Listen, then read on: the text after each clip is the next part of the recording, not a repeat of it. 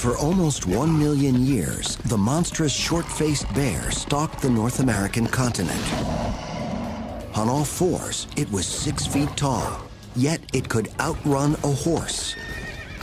It was twice the size and much more powerful than a grizzly bear, and able to kill with one blow. Today, scientists are still trying to determine just how this mighty creature lived and what it ate. How could such a formidable predator fade into extinction? Was it the change in climate or the arrival of human hunters? Now, science and innovative technology can take us beyond the bones. We are going to bring this animal back to life, 10,000 years after it left the planet.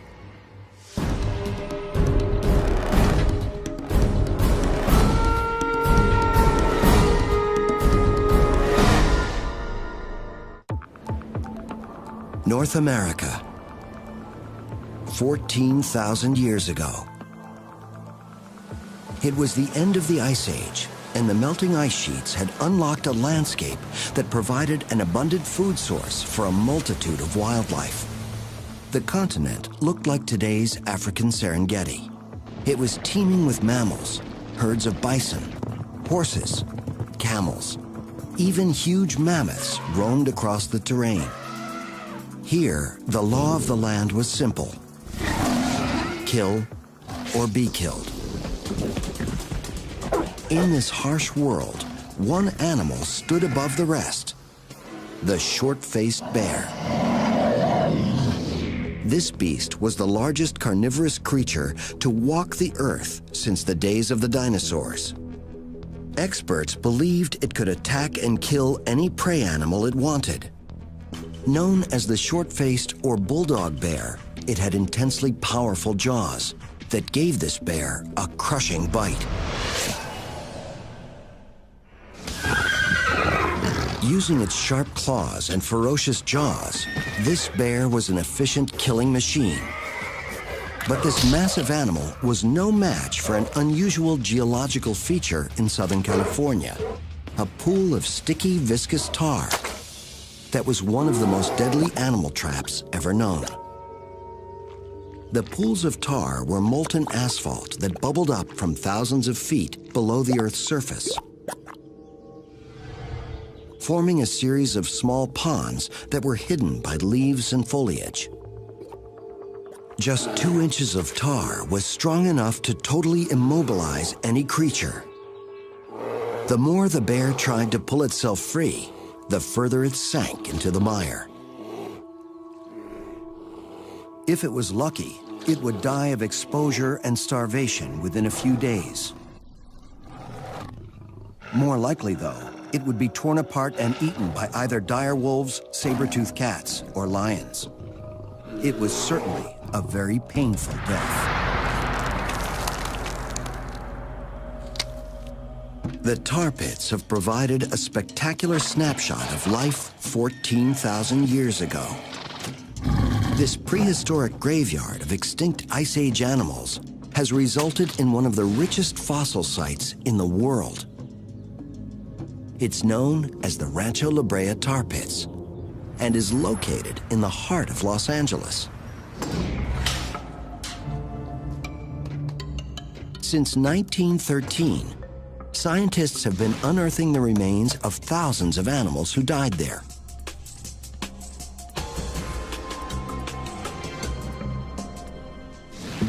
The George Page Museum has amassed a collection of over 3.5 million specimens,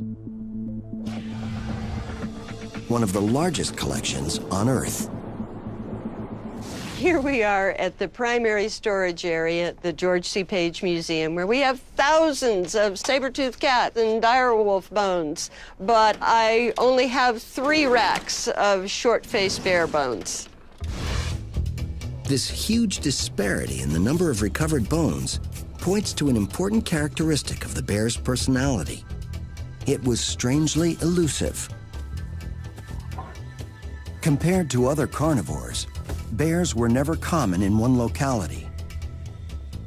they tended to be solitary hunters that required a large expanse of open ground space. Because these bears are so rare, each and every bone provides a key to piecing together the mystery of who this creature was and just how it lived. The vast collection of Ice Age animals at Rancho La Brea paint a vivid picture of a prehistoric landscape teeming with fierce predators, all competing with the bear. There were saber-toothed cats, dire wolves, and American lions. These apex predators had an abundance of prey to hunt for, such as bison, horse, camel, and even the giant sloth. There were also humans who had migrated over the Bering Strait from Siberia to Alaska about 14,000 years ago.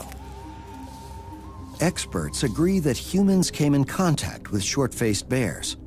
This means that the possibility exists that hunters and short-faced bears could have fought each other over freshly killed carcasses. While the tar pits give us the big picture, the true essence of this creature can only be found in the details. Working 3,000 miles north of the Page Museum, Dr. Paul Matthews has conducted breakthrough research on the short-faced bear. Inside his lab in the Canadian Yukon, Dr. Matthews has amassed a collection of over 3,000 bones from the short-faced bear and its contemporaries. The short-faced bear inhabited a broad swath of western North America, from northern Alaska down to Mexico. So it's difficult to say what was the one habitat or landscape that short-faced bears inhabited. Dr. Matthews, along with most experts, agree that this bear was a nomad, and nearly the entire North American continent was its habitat. The bones left behind from the myriad of Ice Age creatures are vivid evidence that the Pleistocene era was a brutally dangerous world for any apex predator, including the bear. No kill is easy.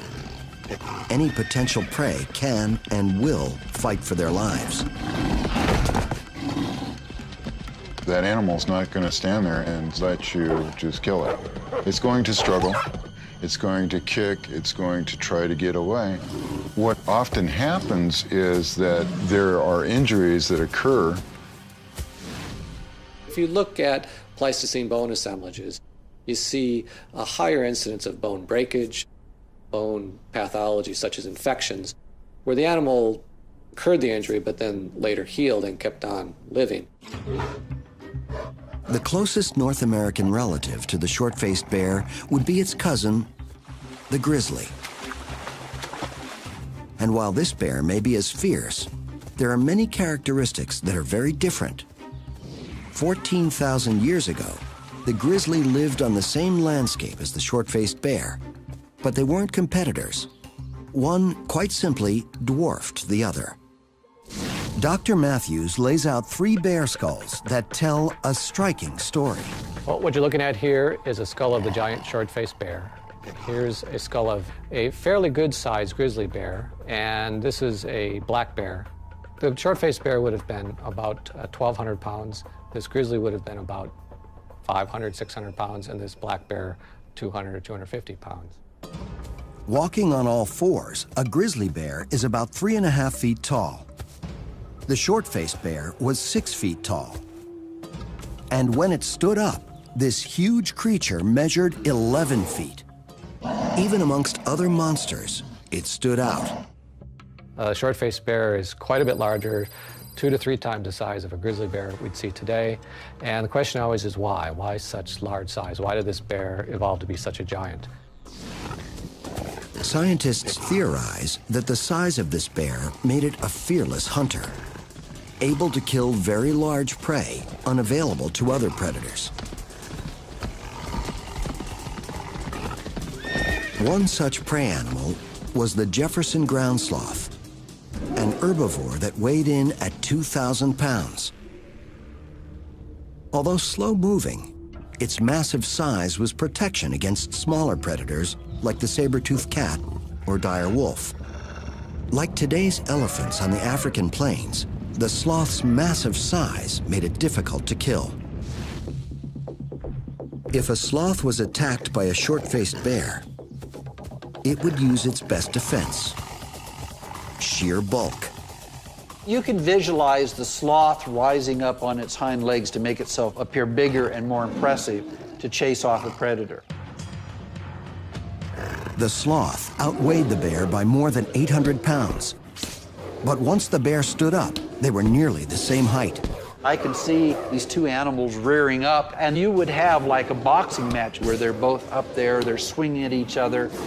In terms of weaponry, this bear had a pretty amazing arsenal. Imagine the reach of these long legs and sharp claws. It would be like a boxer standing up with a super long reach. According to Greg McDonald, the sloth's best defense was to inflict damage with its long, sharp claws. The bear might be able to immobilize its prey by either slashing open their abdominal area or by crushing the sloth's shoulder with his powerful bite. When you think of how powerful its jaw was, it would have created a lot of force that could certainly, if it got a hold of an animal's limb, would break it very quickly with the jaw muscles. With his shoulder broken, the sloth would be defenseless. With the potential of killing any animal on the prey menu, how do we know what the short-faced bear ate? Did it eat vegetation like its modern cousin, the grizzly? Or was it a confirmed carnivore?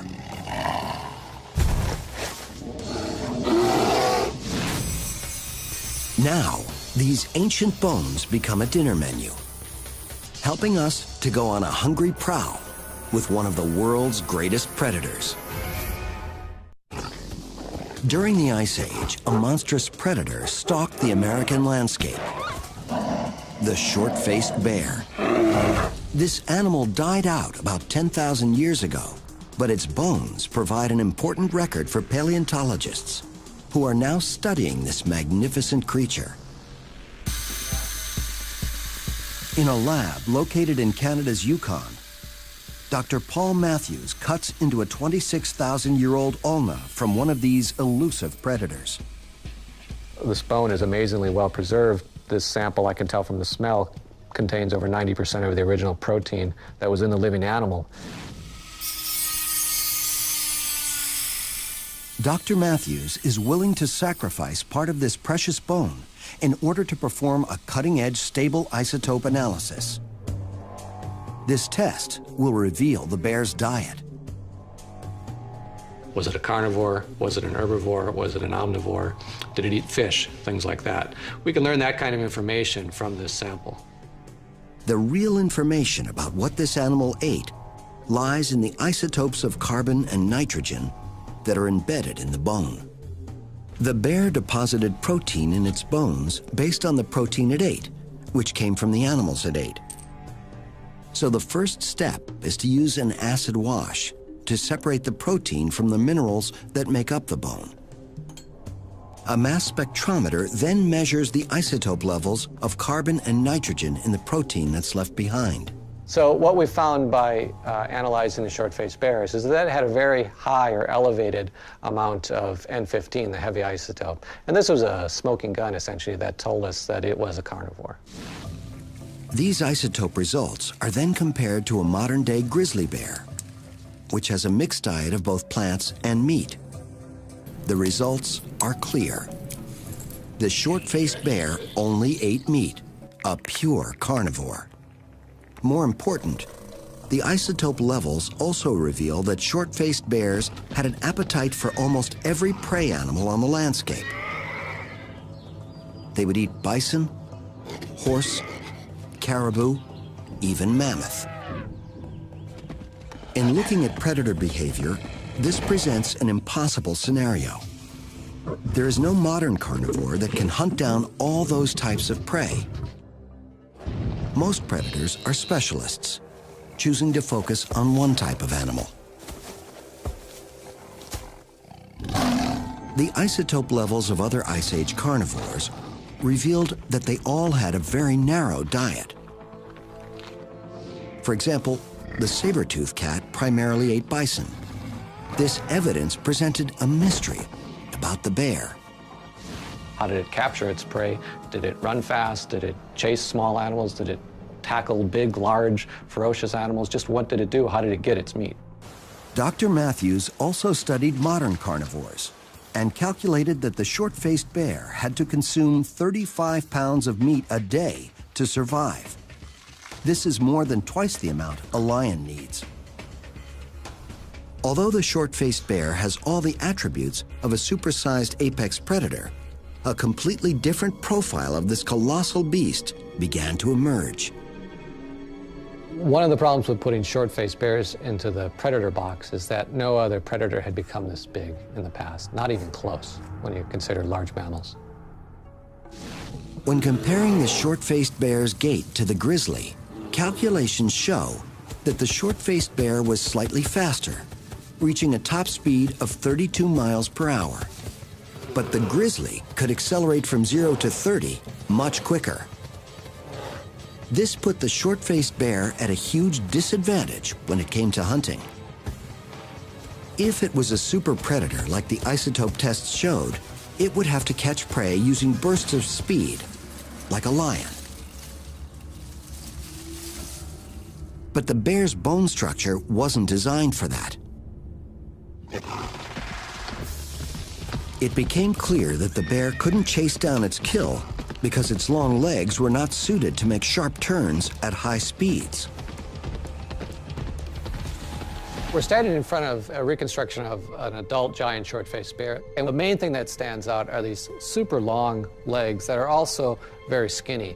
For an animal this size, these bones are very gracile or thin. Their diameter is not proportioned to their length for an animal that is incurring all the dynamic stresses and strains of fast running. Yet we know this bear apparently caught and ate just about everything. But its long leg bones were not strong enough to handle the dynamic force of the bear's 1,200-pound weight. Using a modern-day leg bone, Dr. Matthews illustrates why it couldn't maneuver in for the kill. This is a tibia from a large mammal, and I'm going to demonstrate the effect of dynamic stress on it. This is a 5-pound bag of sand, and you can see that the bone is able to support the weight of that bag all on its own. But watch what happens when we put the weight in motion, which is the effect of an animal running.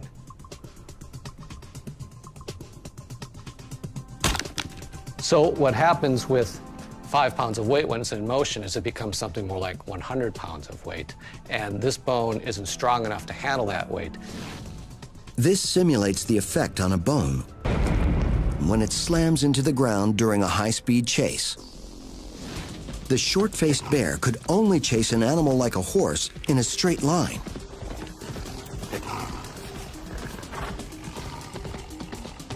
If the horse made a sharp turn and the bear followed, it could break its leg.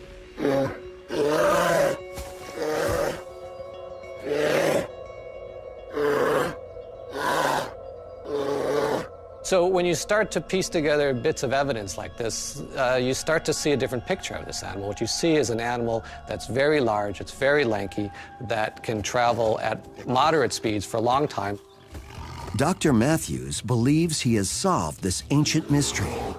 The short-faced bear evolved into its massive size not for hunting, but for intimidating other animals into giving up their hard-earned prey.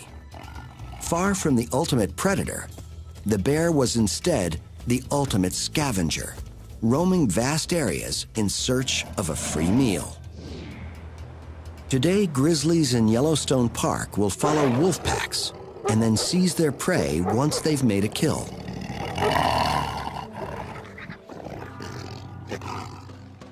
14,000 years ago, the short-faced bear followed the same strategy. Just wait till a pack of dire wolves had run down and killed a bison.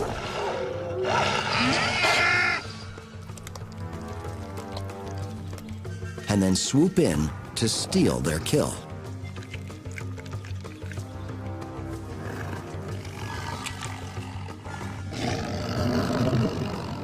To protect their prey, the wolves would have encircled the bear and attacked him from different angles. Although the wolves were willing to fight for their kill, the bear's enormous size would intimidate them. Once he stood up, he towered over them by 8 feet. 5 or 6 wolves would have been nothing compared to one short-faced bear. So if a short-faced bear came upon a pack of 5 wolves on a carcass, there would have been no question who would have got that carcass. It would have been the short-faced bears. The short-faced bear was a thief rather than a hunter. It was built to steal carcasses. Its sheer size not only intimidated other animals, but it had an even more important application. Its lanky structure was perfectly suited for locomotor efficiency rather than acceleration and predation. Locomotor efficiency is related to stride length. In hunting, the bear's thin legs were a disadvantage. But for efficient travel, the bear could swing these light limbs with almost no effort. This is actually a terrific gait if you're trying to reduce the effort it takes you to cover a square mile of ground. In his research, Dr. Matthews discovered the perfect animal that matched the bear stride for stride. It is one of the most efficient locomotors on Earth.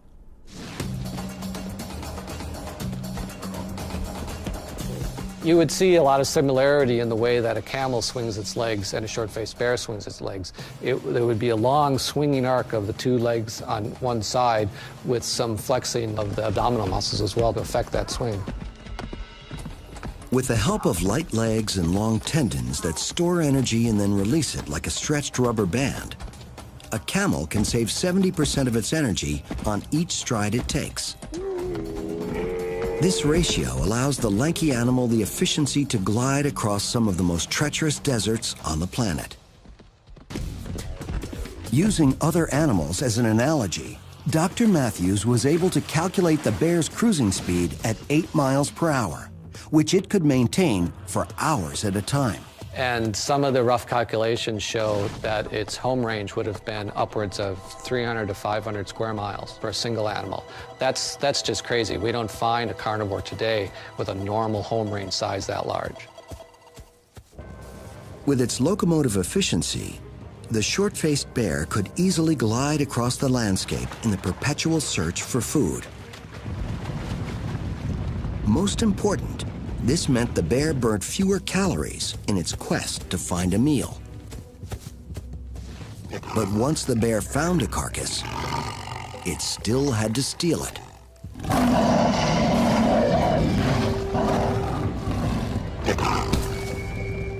And that was where the bear would earn its place at the apex of the apex predators.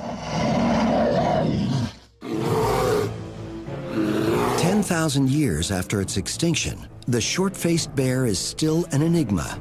Its size and ferocity point toward this beast being a hyper-carnivore, hunting down any and all prey. But today, scientists are painting a different picture. This creature could have been a super scavenger, combing the countryside for carcasses. A compelling clue lies in South Dakota, where Dr. Larry Agenbrod and his team of paleontologists found the remains of a short-faced bear. Its presence provides an important clue in piecing together the lifestyle of this mega carnivore. The bear that we've got in here, by all of our analysis, is a prime of life male. Pretty good sized bear. The question is, why is he in here? The bear was found among the remains of 55 mammoths at one of the most spectacular fossil sites in the world.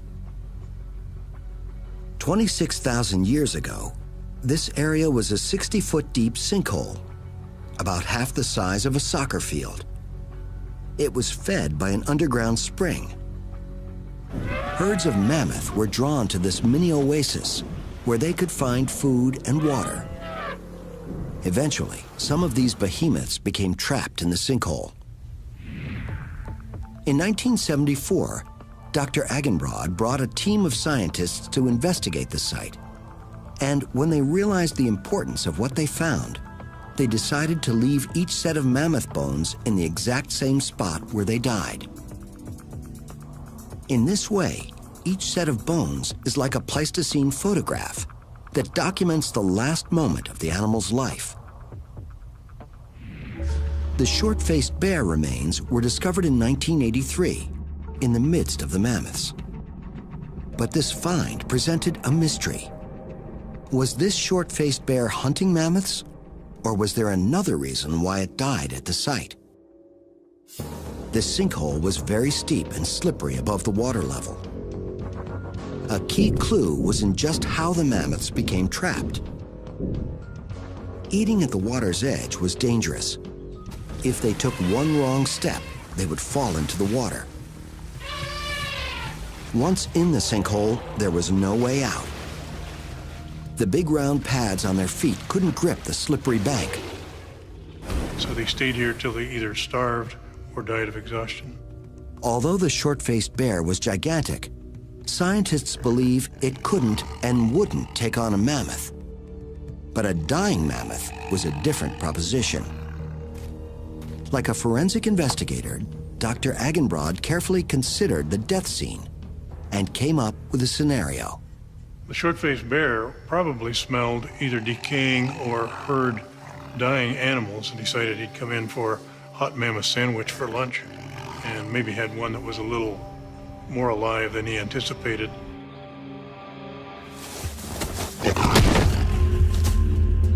The likely death blow was inflicted by the mammoth's trunk. No evidence was found of trauma to the bear's bones. But a body blow to the chest area may have put the bear out of action without leaving any broken bones. But ultimately, how the bear died remains a mystery. How would a short-faced bear find 35 pounds of meat every day? As a super scavenger, it would have needed an array of powerful tools to find food, including an incredible sense of smell. This bear had increased nasal opening and more surface area in the bones that are inside the nose to do the smelling.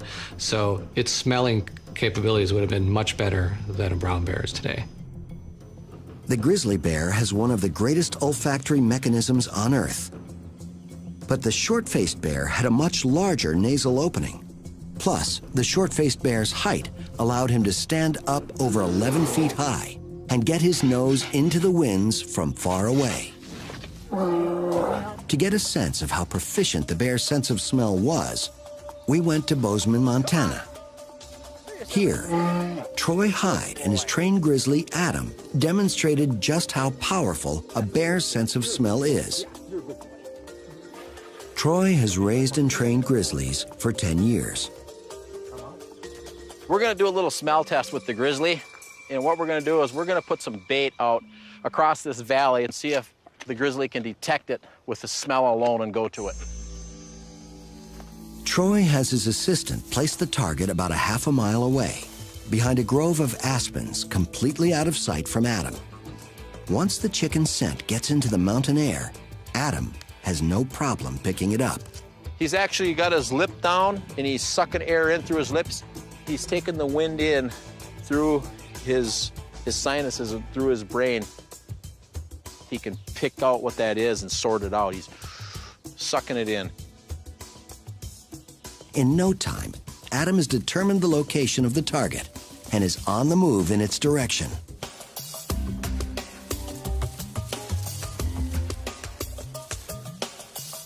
Adam has no problem finding the chicken. And Troy believes his olfactory range is much farther than the half mile he's just traveled. Well, I believe he could probably smell 3 to 4 miles out if the wind was in his favor. So if Adam can smell food 3 or 4 miles away, this means that a short-faced bear, armed with a better smelling mechanism and operating in open country, might be able to find a carcass within a 6-mile radius. But taking possession of a carcass wasn't just as simple as finding it. Usually, there was another apex predator connected to the kill. I imagine in the Pleistocene many aggressive encounters between carnivores, actual all-out fighting. If the short-faced bear found a dead bison, he most likely would be confronted by a group of saber-toothed cats feeding on the carcass. It would be size against numbers. The cats would stand and fight because of their advantage of 3 to 1. Their long teeth also presented something of an obstacle. Let's remember that this is still a bear. It still has a massive, strong skull. It still has powerful limbs and feet that could swat at a cat and keep it at bay. Since most animals won't fight to the death, the experts agree on this fight's eventual outcome. If the bear got in one good swipe and really debilitated one of the saber-toothed cats, they would probably retreat. Or in other words, the bear would kick the cat's butt.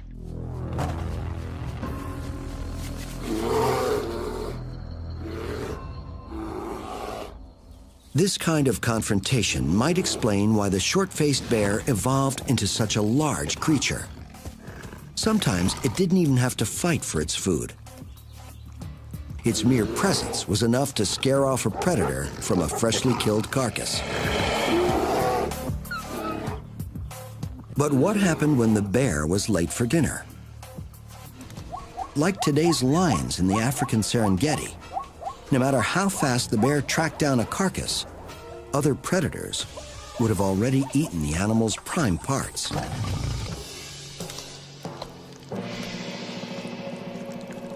It would be difficult for this massive carnivore to survive on the remains of a carcass that was essentially just skin and bones. This is where the bear's short face came in most handy. Because its front teeth were so close to the fulcrum of its jaw, the bear's bite could crack open bones. Imagine this pliers is a face, like a jaw, going up and down, and this is the fulcrum of the lever system. If you picture the anterior teeth trying to bite bone or anything else, you can see that there's not very much power in that bite. The anterior teeth aren't very strong. I'm trying to squeeze that very hard, and I'm having no effect on that bone. Now, if we put it back closer to the fulcrum, we're going to see that there's much more power in that bite. The bear's short face gave its jaw the ability to crack open very large bones and access nutritious marrow cavities that contained fats, lipids, and extra calories. There is a large collection of 10,000-year-old bones that testify to the bear's skill as a scavenger. This is a very large bison bone from the Pleistocene. It was a large male, and this is the size bone that only a short-faced bear could have opened up. Dr. Paul Matthews is convinced the short-faced bear was a super scavenger. It could find nourishment in almost any carcass, even if that carcass belonged to another predator. Those feet, they're bigger than a softball mitt, and they got great big daggers on the end of it. He could probably rip you in half with one blow. Some experts believe that while the short-faced bear didn't actively hunt prey animals, it was still king of the beasts. But there was another dangerous predator who appeared on the landscape: human beings. These creatures had the skills not only to hunt mammoths, but intelligence enough to kill almost any animal. Scientists are still investigating the relationship between humans and the short-faced bear. Dr. Eileen Johnson is the director of the Lubbock Lake Landmark in Texas. She's renowned for analyzing alterations to bone surfaces. She's been examining some short-faced bear bones that were butchered by humans. It is the only evidence we have of human-bear contact. I've looked at all the bear remains that we have, and particularly the kinds of cut marks that are on the bone. And that leads me to believe that this was not a fresh carcass. This carcass had already started to stiffen a bit, which would indicate a found carcass, which then indicates scavenging activities. Dr. Johnson feels the bear wasn't killed by humans. This is the canine from the bear, but it's very worn down. So this is most likely a very old bear. Probably died from natural causes. Ironically, it seems the humans may have found the bear carcass and then scavenged it. The hunters cut off one of the bear's long front legs and made a butchering tool out of its radius, or lower arm bone. Dr. Johnson was able to reconstruct how the bone was broken. The hunters laid it between two rocks that were like anvils. Then a hammerstone was used to break the bone. And it delivers a very quick, very focused force. You get a nice impact, and then the bone breaks in a very particular fashion known as a helical fracture. Since humans only had a few small stone tools, this was an ingenious and efficient way for them to butcher the giant bear, or any other large animal, such as a mammoth. The broken edge of the bone provided a sharp and strong cutting tool that got the job done quickly. When the hunters were done butchering, they discarded the bone so they didn't have to carry around a lot of heavy tools. They would just make new tools at the next kill site. So it would lighten their load, it would limit the need to have an extended tool kit. But hunters did carry one item that was essential for survival: the Clovis point. This was a stone weapon that was one of the first technologies invented by humankind. It was discovered in 1932 next to a dead mammoth in Clovis, New Mexico. Later, scientists were able to carbon date the mammoth bones, estimating the age of the spearhead as 13,500 years old. The Clovis point was such an important hunting tool that anthropologists dubbed the prehistoric Native American culture who used it Clovis people. These hunters specialized in taking down mammoths, and they were very good at it.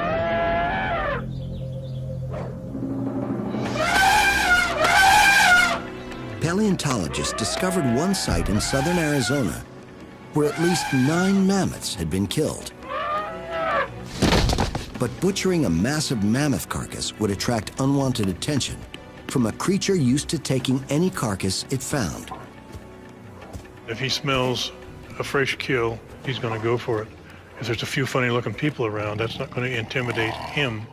He's going to try to intimidate them, usually by standing up and giving a display of his size. But while the humans couldn't match the bear's strength, they did carry a lethal weapon that could protect them from any fierce predator. The atlatl dart, armed with a Clovis point. The atlatl was humankind's first mechanical invention. It was a stick with a hook or socket that a hunter used to launch a light spear armed with a Clovis point. This is a replica Clovis point. It's very sharp, and with a lot of power behind it, it's easily going to penetrate the bear's skin. When thrown properly, an atlatl dart traveled at 100 miles per hour and was very accurate at close range. Still, Dr. Agenbrod feels it would have to be a very lucky shot. The hunters would have to aim for the vital organs that offered the most vulnerable target. Behind the bear's rib cage were its lungs, heart, and liver. You don't want to try hitting this animal in the head. You're going to be bear food if you do that. But who would have won this fight? In my opinion, Clovis people were very intelligent. They're using the very best tool material. They've invented a spear point that is a killing machine, and they're going to try to dispatch him. You don't want to be in direct competition with this bear because you're going to lose. These are people who are trained from their youngest time. They're trained with their weapons, so I think that they are capable of defending themselves. While the results of human-bear conflict aren't certain, there is one undeniable fact. 10,000 years ago in North America, the megabeasts suddenly went extinct. This event is unprecedented and unexplained. Along with the short-faced bear, the dire wolf, lion, mammoth, sloth, and saber-toothed cat were wiped off the face of the earth. The short-faced bear was the last to die out. Without conclusive evidence, scientists are still grappling with the reasons for this mass extinction. Currently, there are a number of popular theories.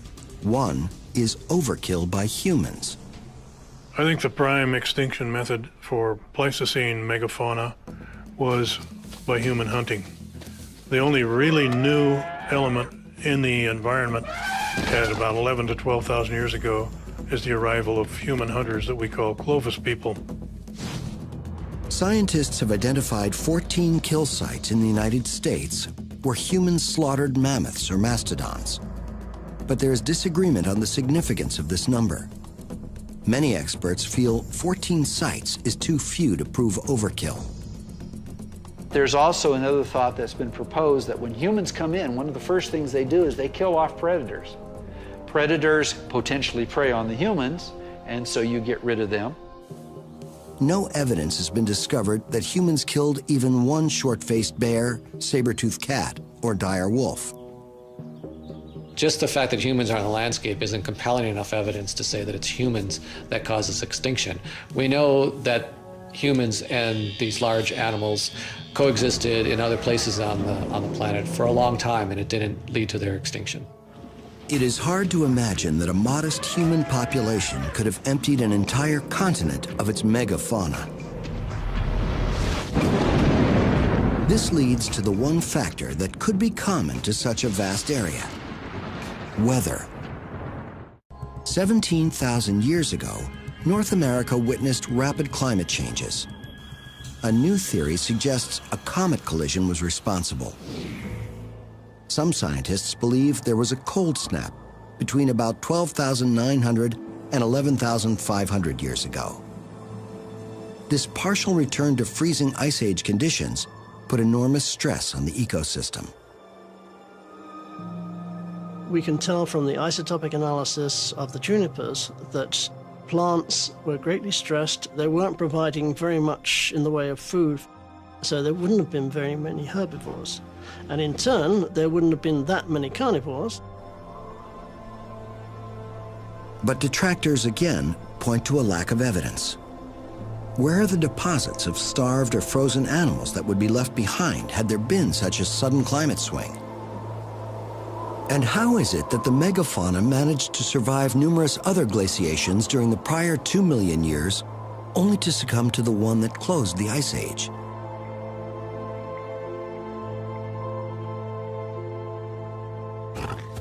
So what happened to the short-faced bear? Dr. Paul Matthews favors a scenario where climate change caused the large prey animals such as mammoths and sloths to go extinct. This in turn caused the large carnivores that preyed on them to die out. Once they were gone, these predators weren't producing carcasses on the landscape for the short-faced bear to track down and steal. So eventually, you had such a low density of carcasses on the landscape that short-faced bears could no longer make a viable living. Lacking the adaptability to find other food sources and being solely a meat eater, the short-faced bear died out. Interestingly, its relative, the grizzly bear, had to struggle with the same climate changes, yet it survived.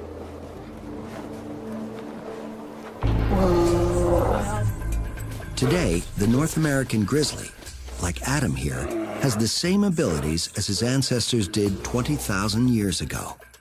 Grizzly bears can find food just about anywhere. They have the nose to find it. They're an omnivore. And so they can find those different food sources, which has allowed them to exist today. As we walked through the forest with Adam, the entire area was like a supermarket for him. The grizzly has the ability to find food anywhere, starting with the bugs and slugs that live under the rocks. One of the things you saw the grizzly use his body weight as he got low to pull the rocks back. You also saw him, when he couldn't move them backward, you saw him shove them forward, and he was using a rocking motion to loosen those rocks up to get them out. Plus, he has the brains and brawn to obtain hard-to-reach food sources. No matter if it's in a mountain stream or up in a tree,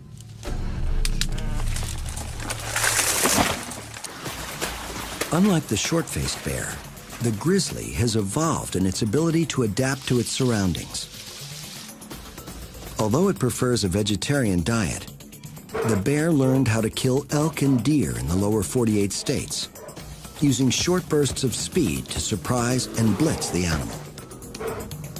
I think the grizzly bear took the short-faced bear's spot. Once the short-faced bear became extinct, I think the grizzly bear stepped right in there as our apex predator. It is believed that the short-faced bear lived on the planet for close to 1 million years.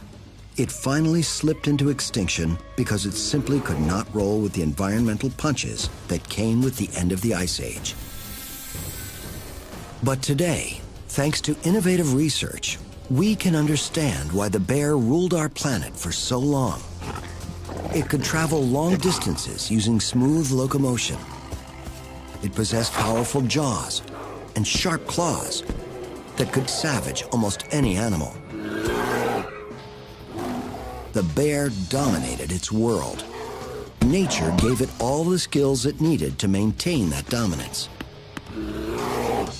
But then nature decided to change. And the bear could not change along with it. As the Earth's new rulers, we just might learn something from this vanished and mighty predecessor.